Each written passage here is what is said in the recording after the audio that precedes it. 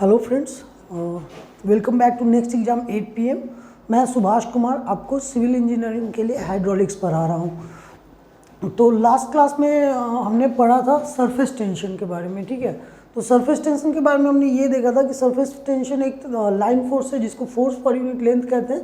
ये tensile in nature होता है और जिसके कारण क्या होता है कि कोई भी वाटर या लिक्विड ड्रॉपलेट अपना मिनिमम सरफेस एरिया एक्वायर करना चाहते हैं।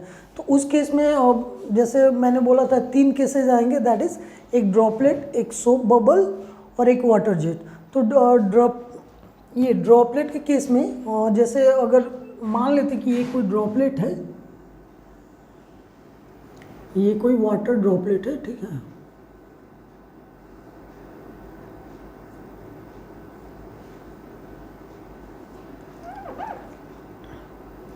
जो कि स्फेरिकल शेप में है। अब इस वाटर ड्रॉपलेट में बाहर से तो सरफेस टेंशन फोर्स लग रहा है जो कि इसके सरफेस पे लग रहा है, लेकिन इसके बीच में अगर इसको 2 सेक्शन में काटेंगे तो ये बीच में कितना प्रेशर लग रहा है दोनों सेक्शन पे, तो ये हम देखेंगे। तो इसको नेक्स्ट टॉपिक है आपका pressure inside a bubble,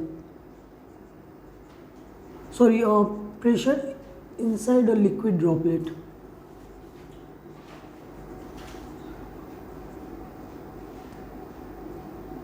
liquid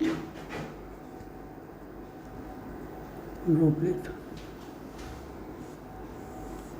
तो मानते हैं कि ये जो ड्रॉपलेट है d इसकी डायमीटर है, d equal to dia of spherical droplet.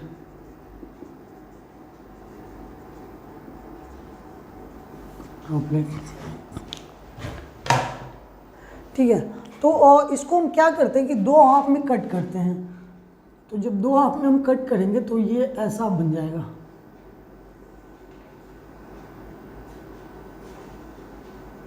एक हाफ ऐसा बनेगा और इसका दूसरा हाफ जो बनेगा वो ऐसा बनेगा। अब इन दोनों हाफ के जो सरफेस इसका था, यहाँ पे एक सरफेस टेंशन फोर्स लग रहा होगा जो दोनों को आपस में खींच रहा है। टेंसाइल फोर्स है, ये इस लाइन पे लगेगा, ये वाले लाइन पे, मतलब इसका पूरा जो सर्कमफ्रेंशियल लाइन है उस पे ये सरफेस टेंशन फोर्स लगेगा। ये सिग्मा से इसको हम डिनोट करेंगे, ठीक है। ये और दूसरा एक फोर्स होगा जो ये जो क्रॉस सेक्शन है, इस क्रॉस सेक्शन पे प्रेशर फोर्स लगेगा।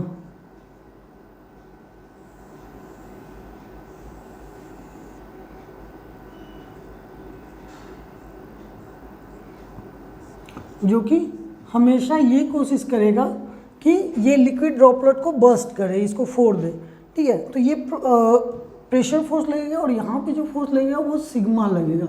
अब दोनों चूंकि ये ड्रॉपलेट फूट नहीं रहा है, ये ड्रॉपलेट अपने शेप में स्थिर है, दैट मीन्स कि ये जो सिग्मा है जो इसके सरफेस पे लग रहा है और ये जो प्रेशर है, जो ये प्रेशर जो इसको बाहर की ओर ऐसे धक्का दे रहा है, तो ये दोनों फोर्स इक्वल होंगे तभी ये इक्विलिब्रियम कंडीशन में ये ड्रॉप जैसा है वैसा बना हुआ है, मतलब ये अपनी शेप नहीं चेंज कर रहा है, ठीक है। तो यहाँ पे प्रेशर फोर्स कितना होगा, तो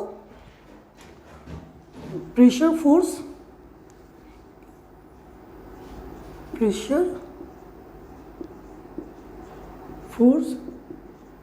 इनसाइड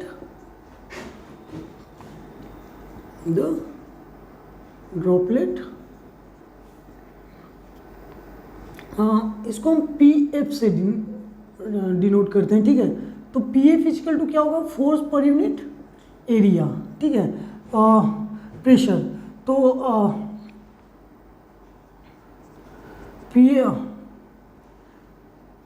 ये जो प्रेशर होगा ये फोर्स PF पर यूनिट एरिया होगा, ये PF प्रेशर फोर्स है। तो PF इक्वल टू होगा P इंटू एरिया। यहाँ पे P और डिनोट करते हैं इंटेंसिटी ऑफ प्रेशर है, P equal to intensity of pressure और प्रेशर इनसाइड द ड्रॉपलेट। तो फोर्स इंटू एरिया, ये एरिया कितना होगा, तो इसकी डायमीटर डी है, तो ये एरिया जो भी है सर्कुलर है क्रॉस सेक्शन इसका, तो एरिया इसका होगा π/4 डी स्क्वायर, ठीक है।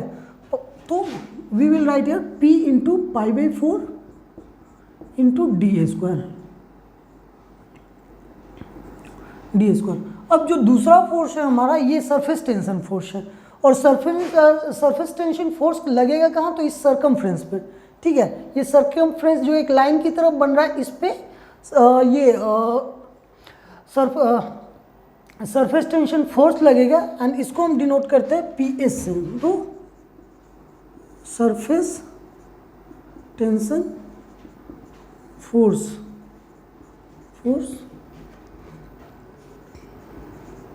will act on circumference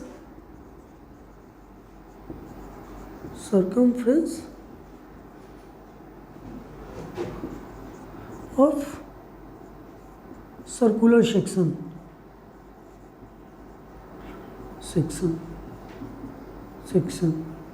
and hence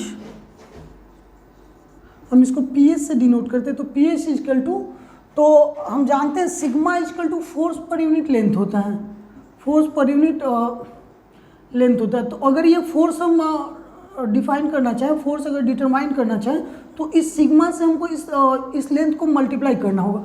तो यहाँ पे ये लेंथ टोटल है, ठीक है, यहाँ से आता है और ऐसे, मतलब ये पूरा लेंथ है। तो ये लेंथ कितना होगा, तो ये पूरा एक सर्कल का सर्कमफ्रेंस है, ठीक है, एक सर्कल का सर्कमफ्रेंस है, तो length will be pi into D, क्योंकि कहीं भी अगर सर्कल देखते हैं तो अगर हम ये पूरा लेंथ मेजर करना चाहते हैं और इसकी डायमीटर डी है, तो सर्कमफ्रेंस होता है पाई इंटू डी, ठीक है।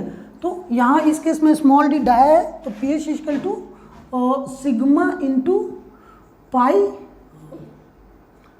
इंटू डी, ठीक है। अब क्या है कि दोनों फोर्स ये जो होगा, प्रेशर फोर्स एंड ये सरफेस टेंशन फोर्स, दोनों फोर्स इक्वल होंगे। तो हम यहाँ से लिख सकते हैं hence PS equal to PF equal to PS, ठीक है। तो सबसे पहले PF की वैल्यू लिखेंगे, P into π/4 into D square is equal to sigma into pi D. तो पाई और डी दोनों यहाँ से कैंसल हो जाएंगे और P का वैल्यू आ जाएगा, ये 4 इधर आ जाएगा, 4 इंटू सिग्मा डिवाइडेड बाई एक डी यहाँ पे बचा हुआ था, तो डी। तो 10 प्रेशर इज इक्वल टू क्या होगा, 4 सिग्मा बाई डी। ये होगा हमारा प्रेशर जो आएगा लिक्विड ड्रॉपलेट के अंदर, this will be the pressure, okay. तो ये प्रेशर निकल गया लिक्विड ड्रॉपलेट का। किया कुछ नहीं हमने, बस यहाँ पे एक जो सर्कमफ्रेंस पे सिग्मा आ रहा था और यहाँ पे इसके जो क्रॉस सेक्शन पे प्रेशर लग रहा था, दोनों को इक्वेट किया है। जो सरफेस टेंशन फोर्स लग रहा था और प्रेशर फोर्स लग रहा था, दोनों फोर्स को इक्वेट किया और हमें यहाँ प्रेशर की इंटेंसिटी मिल गई, कितनी थी ये, 4 सिग्मा बाई डी, ओके। सो अब मूव करते हैं हम नेक्स्ट जो केस होता है इसका,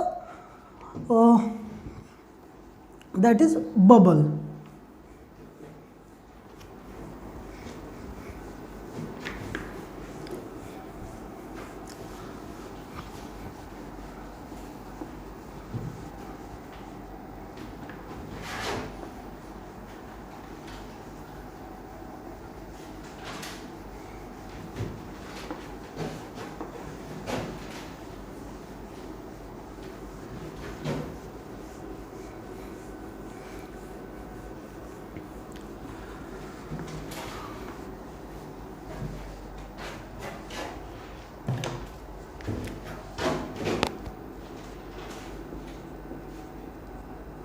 बबल, अब बबल के केस में क्या होता है कि ये भी जो इसका शेप होता है वो स्फेरिकल ही होगा, ठीक है। और जब हम इसको काटेंगे इस बबल को, तो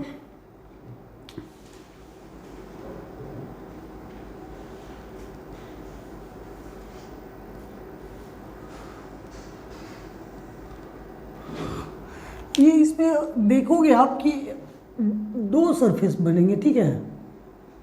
एक थिन लेयर टाइप का होगा, फिल्म टाइप का होगा, जिसकी कुछ ना कुछ थिकनेस होगी।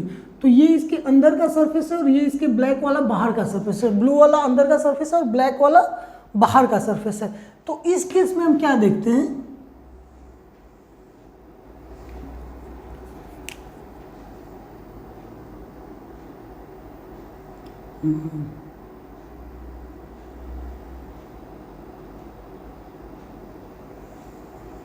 ठीक है।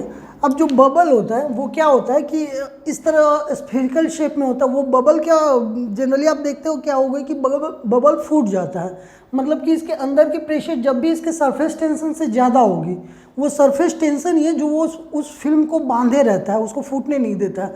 तो जब तक बबल नहीं फूट रहा है तब तक इसके अंदर की प्रेशर के बराबर है वो सरफेस टेंशन। मतलब एक जो प्रेशर है वो ऐसे और ऐसे P लग रहा है, ठीक है। और यहाँ पे जो लग रहा है, एक तो अंदर वाले लाइन पे लग रहा होगा सिग्मा,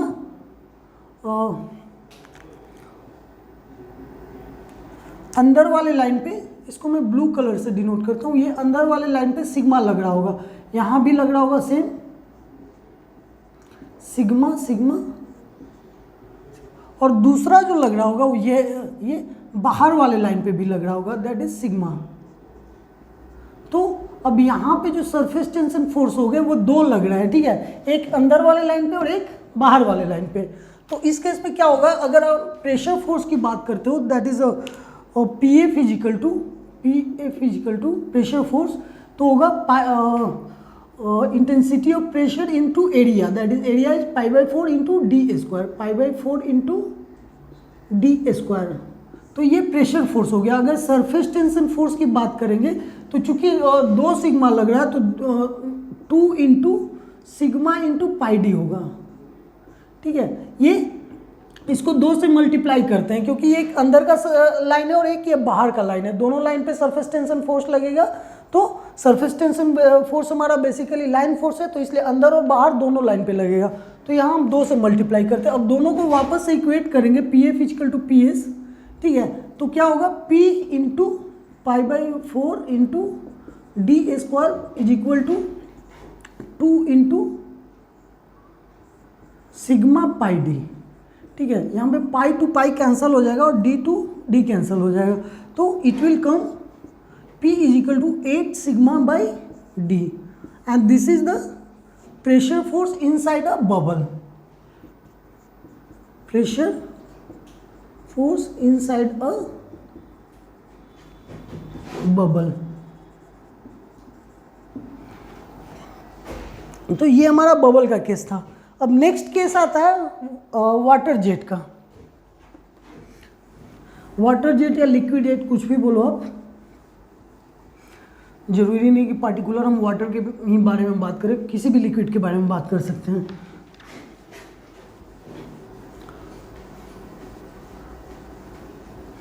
तो आप कोई भी जेट देखोगे, ठीक है, मान लेते हैं कोई भी जेट आप देख रहे हो तो उसका शेप कुछ ऐसा होता है,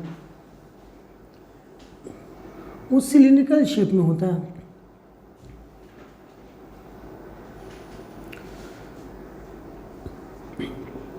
ये ऐसा शेप में पूरा लंबा सा एक सिलिंड्रिकल शेप में वाटर जेट जाता है। हम क्या करते हैं इसको कि आधा से काट लेते हैं, ठीक है। तो आधा से काटेंगे तो दिस विल बिकम लाइक ऐसा हो जाएगा।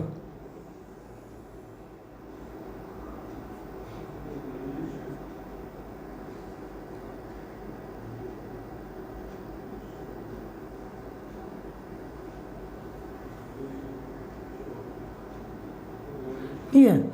अब यहाँ पे इसको हाफ से हमने काटा तो ये वाटर जेट जो हो गया ये ऐसा हो गया, ठीक है। अब यहाँ पे जो सरफेस टेंशन फोर्स लग रहा था वो क्या होगा कि इसको ऐसे गोल, मतलब अगर ये पेन को मान लेते हैं वाटर जेट, तो ये जो पूरा सरफेस है इसको आपस में सरफेस टेंशन फोर्स लगा हुआ है और इसको, जिसके कारण ये राउंड शेप में है, ठीक है। अब इसको मैंने आधे से काटा तो ये इस सरफेस पे लग रहा था पूरे पे, तो सरफेस टेंशन फोर्स हमारा कहाँ पे लगेगा, ये सिग्मा सिग्मा या फिर इस पे।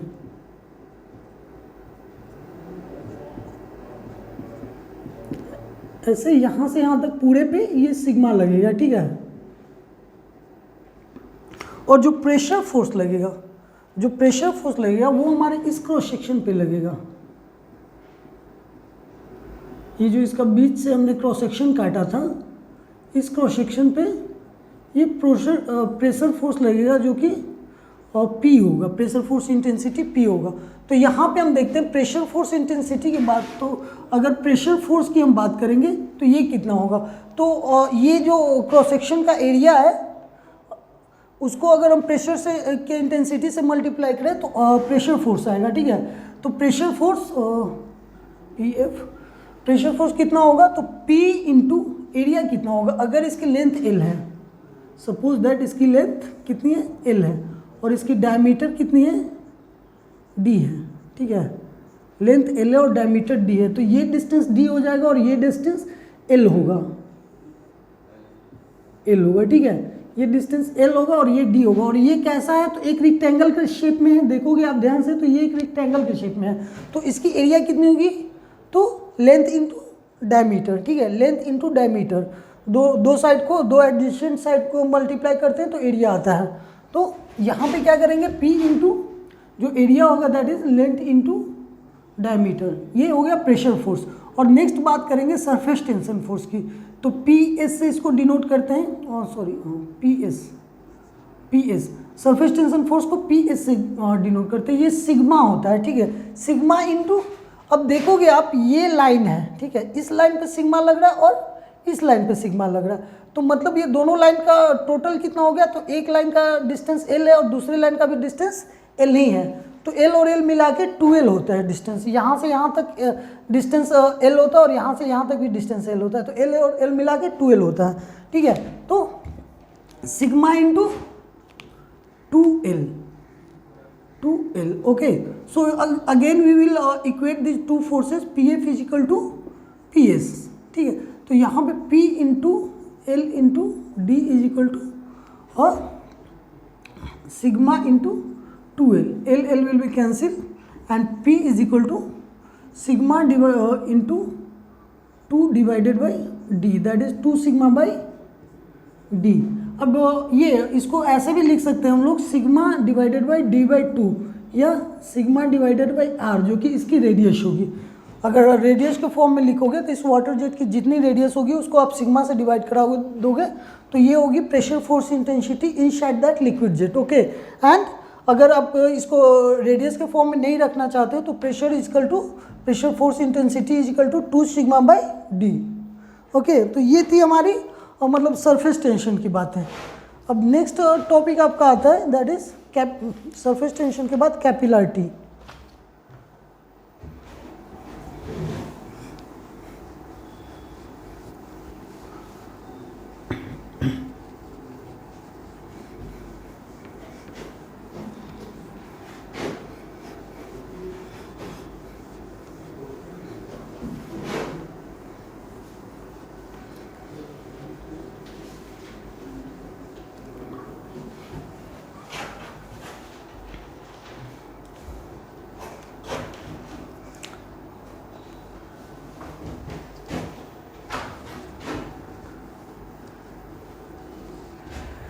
कैपिलरिटी,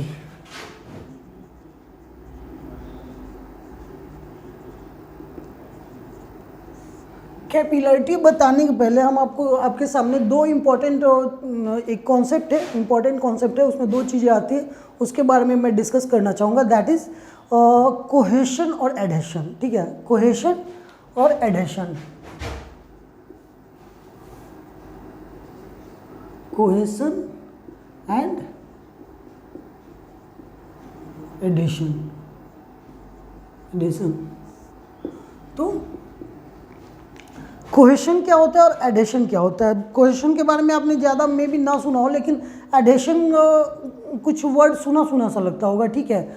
या फिर एडेशन नहीं सुना होगा तो एडहेसिव तो पक्का सुना होगा। एडहेसिव जो कि जैसे आप फेविकॉल लेते हो तो वो क्या एक प्रकार का एडहेसिव है, ठीक है। एडहेसिव का मतलब क्या हुआ कि दूसरे सरफेस पे जाके जो चिपक जाए। एडहेसिव मतलब तो यही होता है ना कि ऐसा सब्सटेंस जो जाके किसी सरफेस पे चिपक जाए, दैट इज कॉल्ड एडहेसिव, ठीक है। तो एडहेशन मतलब अब क्या आपके दिमाग में आ रहा होगा कि अरे ये कुछ ऐसा तो नहीं कि मतलब दो अलग अलग टाइप के मॉलिक्यूल को आपस में जोड़ता है, तो बिल्कुल सही आप बोल रहे हो कि दो अलग अलग टाइप के मॉलिक्यूल को, दैट इज़ एक मॉलिक्यूल अगर कोई लिक्विड का हो और दूसरा मॉलिक्यूल जो सॉलिड का हो, और दोनों के बीच में जो फोर्स ऑफ अट्रैक्शन होता है दैट इज कॉल्ड एडिशन। और यहाँ कोहेशन के केस में क्या होता है कि अगर मतलब एक सेम टाइप का मॉलिक्यूल हो, मतलब एक ही फ्लूइड का मॉलिक्यूल हो, तो उस केस में जो उनके अंदर जो अट्रैक्टिव फोर्सेज होते हैं जो उसको बांधे रखते हैं दैट इज कॉल्ड कोहेशन। ठीक है, तो अगर कोहेशन को देखेंगे तो cohesion means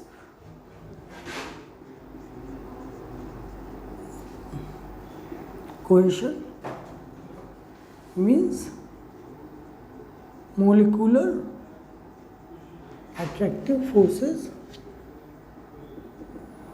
molecular attraction between the molecules of the same liquid, between the molecules of the same liquid, that is called cohesion. या फिर कोहेशन को ऐसे भी कह सकते हैं कि ये क्या करता है कि मॉलिक्यूल्स को टेंशन के अगेंस्ट में रजिस्ट करने की प्रॉपर्टी देता है। ठीक है, तो इसको ऐसे भी लिख सकते हैं कि it's a tendency of a liquid, it's a tendency of a liquid to resist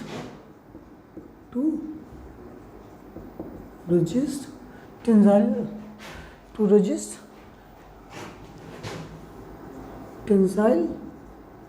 stress. ठीक है, तो ये टेंसाइल स्ट्रेस के अगेंस्ट में रजिस्ट करने का प्रॉपर्टी देता है या टेंडेंसी है। ठीक है, तो ये कोहेशन हुआ। अब एडिशन अगर बात करें तो adhesion means molecular attraction between molecules of a liquid and molecules of a solid, means molecular attraction between the molecules of a liquid and molecule of a solid, molecule of a liquid and molecule of a solid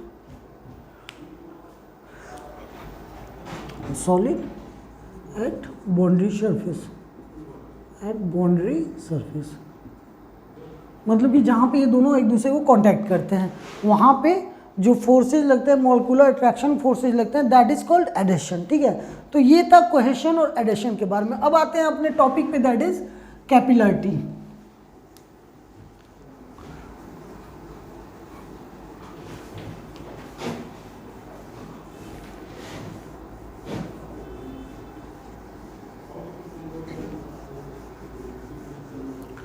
तो capillarity एक ऐसा effect है, कह सकते हैं capillarity एक ऐसा effect है जिसमें कि क्या, अगर आप एक ग्लास ट्यूब किसी लिक्विड के अंदर डालते हो तो लिक्विड की हाइट ट्यूब के अंदर या तो राइज करती है या तो डिप्रेस करती है। ठीक है, या तो उसकी हाइट जो होती है ट्यूब के अंदर, वो हाइट जो पूरे, जैसे अगर ये कोई जार है, इसमें वाटर भरा हुआ है या कोई भी लिक्विड भरा हुआ है।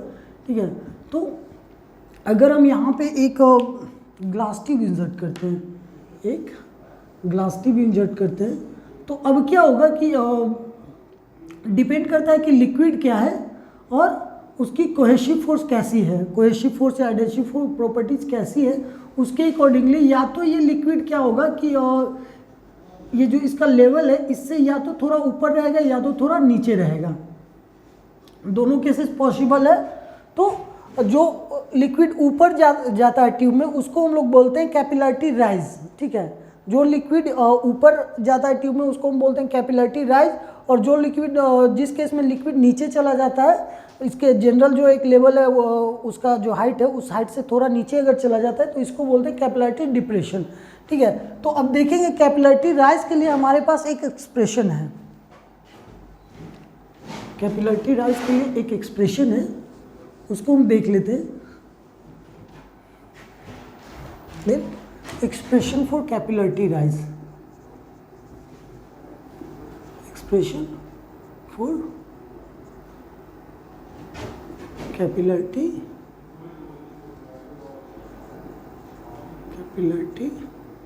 राइज। राइज के केस में एक इंपॉर्टेंट बात क्या होती है, cohesion is greater than less than adhesion. क्या होगा कि जो इसके कोहेसिव फोर्सेस है वो एडेसिव फोर्सेस से स्मॉल हो जाएंगे। तो अगर ये मान लेते कोई ग्लास ट्यूब है और ये कोई जार है, इसमें वो वाटर भरा हुआ है,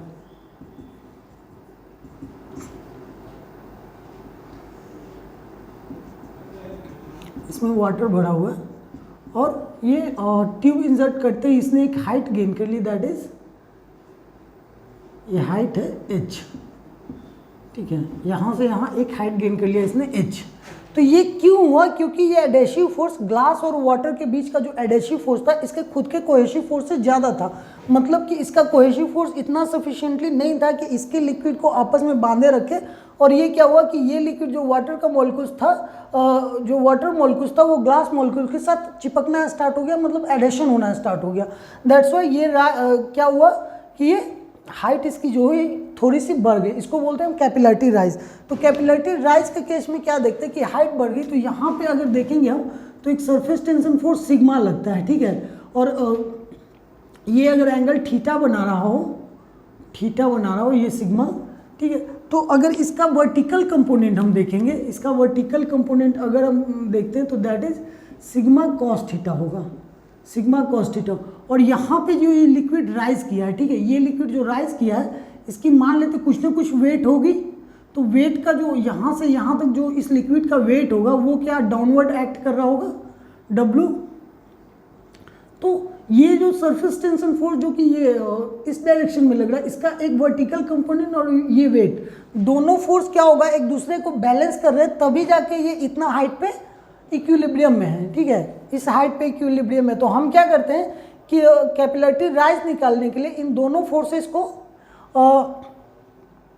इक्वेट करते हैं, ठीक है। तो लिखते हैं सरफेस टेंशन फोर्स, यहाँ पे ट्यूब की डायमीटर d मान लेंगे, लेट और d is the diameter of tube, let d is equal to dia of tube, let d is equal to diameter of tube, ठीक है। एंड h बराबर height gained by liquid in tube. तो अगर हम बात करें weight of liquid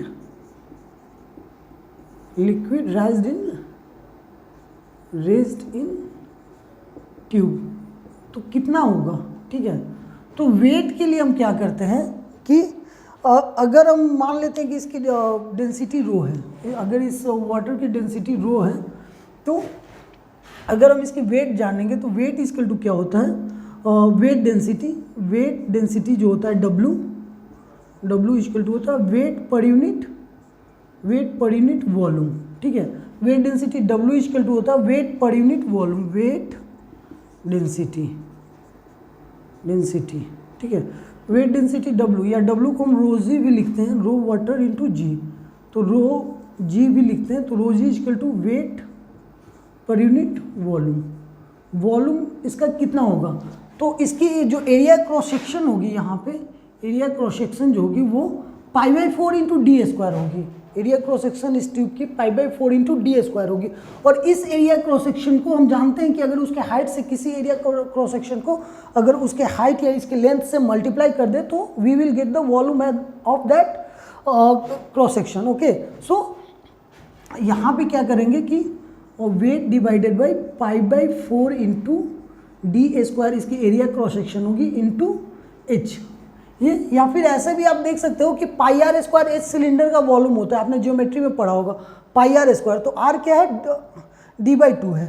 तो dy2 को जब आप स्क्वायर करोगे r के टर्म में रख के तो वो d स्क्वायर बाई 4 हो जाता है, तो पाई डी स्क्वायर h, ठीक है, पाई डी स्क्वायर h बाई 4। तो पाई आर स्क्वायर आपको ऐसे भी निकाल सकते हो, या फिर हमने क्या किया कि इस क्रॉस सेक्शन को निकाल के पाई by 4 D square into H कर दिया, तो ये इसकी वॉल्यूम निकल गई।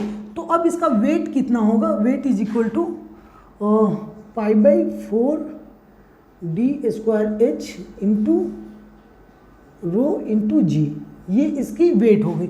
अब ये वेट किसके बराबर होगी, तो ये सिग्मा के बराबर होगी। तो सिग्मा इज इक्वल टू क्या होगा, surface tension force sigma, surface tension force sigma is equal to क्या होगी, तो सिग्मा इज इक्वल टू होगा पाई इंटू डी। वो पाई इंटू डी क्यों होगा कि अगर यहाँ पे हम देखें तो ये एक्चुअली में ऐसा है, ठीक है, और ये पूरे सरफेस, ये पूरे लाइन पे सरफेस टेंशन फोर्स लग रहा है। तो अगर इसकी डायमीटर डी है, इसकी डायमीटर डी है, तो ये जो पूरा लाइन का लेंथ होगा वो कितना होगा, तो पाई इंटू डी होगा, पाई इंटू डी। तो हम जानते हैं कि सरफेस टेंशन फोर्स क्या होता है, लेंथ पे लगता है, ठीक है। तो surface tension force sigma equal to force पर यूनिट लेंथ होता है। तो फोर्स पर यूनिट लेंथ होता है, तो अगर ये सरफेस टेंशन फोर्स सिग्मा या एफ एस निकालते हैं, एफ एस इक्वल टू, तो सिग्मा इंटू पाई डी होगा, ठीक है, सिग्मा इंटू पाई डी होगा। अब इस सरफेस टेंशन ये यहाँ पे अगर F S is equal to sigma into pi D हुआ, ठीक है, यहाँ पे। अब इसका vertical component of surface tension force कितना होगा, vertical component of surface tension force, surface tension force, तो it will come sigma into pi D into cos theta, ठीक है। ये थीटा लगा हुआ है तो यहाँ पे sigma pi D cos theta होगा, अगर इसको एफ एस कॉस थीटा भी बोल सकते हैं, ठीक है, F S cos theta, that is sigma, F S की जगह पे सिग्मा पाई डी रखेंगे तो sigma pi D cos theta, okay. तो अब यहाँ पे क्या करेंगे कि दोनों फोर्स इक्विलिब्रियम है, मतलब vertical force is equal to horizontal, ये vertical upward force is equal to vertical downward force, तो दोनों को इक्वेट करेंगे, मतलब weight is equal to weight of fluid is equal to surface vertical component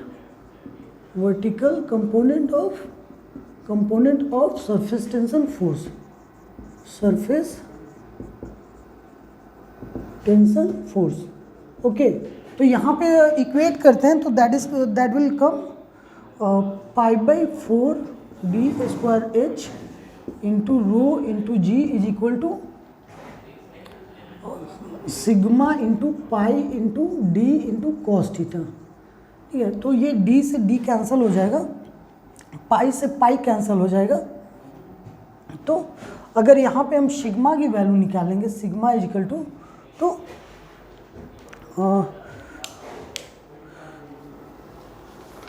it will come, sorry, हमें h की value निकालनी है, तो h इज इक्वल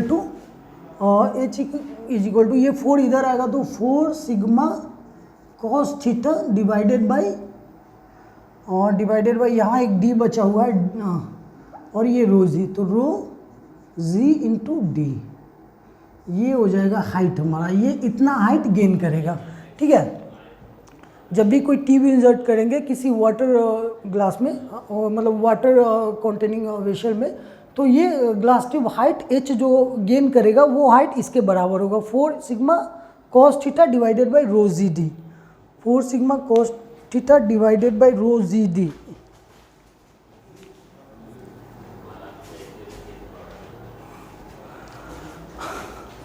अब इसका एक नेक्स्ट केस बचता है कि कैपिलरिटी जो फॉल होगा उसके केस में क्या होगा, ठीक है। तो कैपिलरिटी फॉल के केस देख लेते हैं। अगर हम सेम फिगर होगा कैपिलरिटी फॉल के केस में,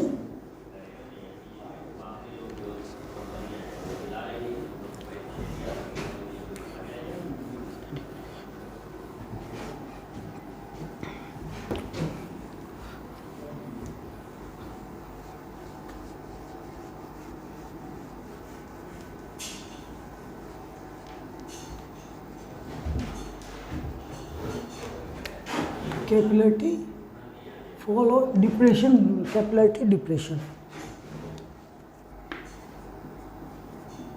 डिप्रेशन। तो इसके केस में भी वैसे ही आएगा और ये ऐसे होगा, ठीक है, सॉरी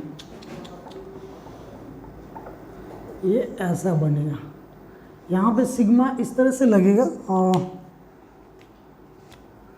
इधर एफ एस लगेगा, that is F S equal to sigma pi D, और ये एफ एस इक्वल टू वही होगा।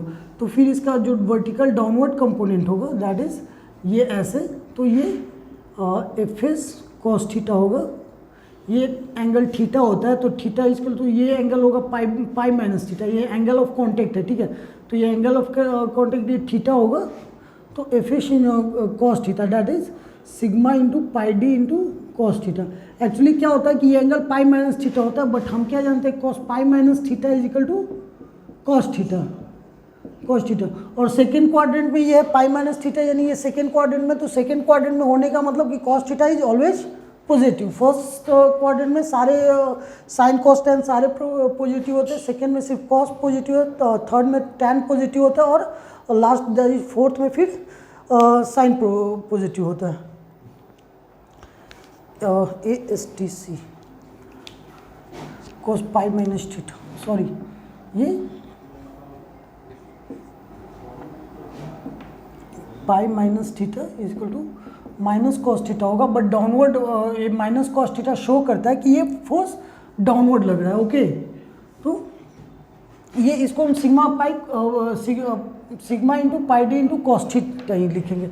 यहाँ पे क्या करेंगे कि जो यहाँ पे नीचे की ओर वेट लग रहा था लास्ट केस में, यहाँ पे क्या होगा कि हाइड्रोस्टैटिक प्रेशर लगेगा, जो कि ऐसे लगेगा, इसमें हाइड्रोस्टैटिक प्रेशर लगेगा और नेट प्रेशर ऊपर की ओर लगेगा।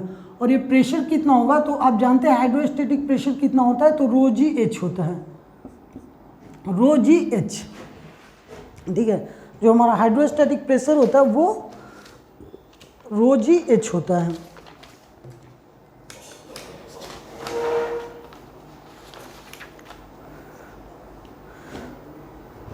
तो अगर प्रेशर फोर्स पी एफ निकालेंगे हम, पी एफ वर्टिकल, तो प्रेशर इनटू एरिया होता है, प्रेशर इनटू एरिया, फोर्स अगर निकालेंगे तो प्रेशर इनटू एरिया होता है।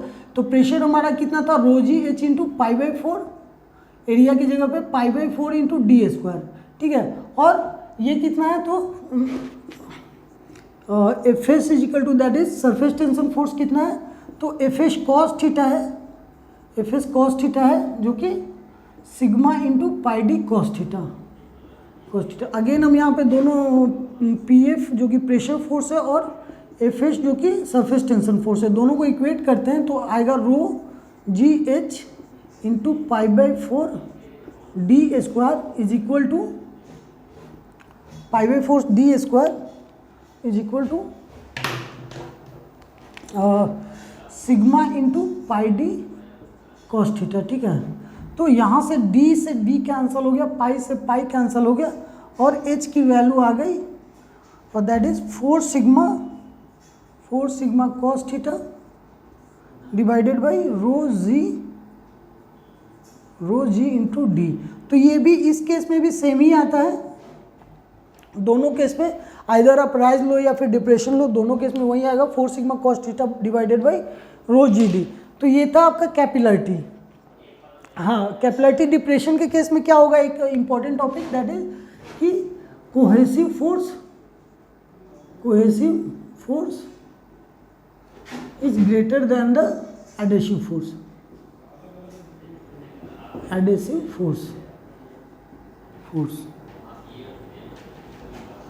Cohesive force is greater then the adhesive force.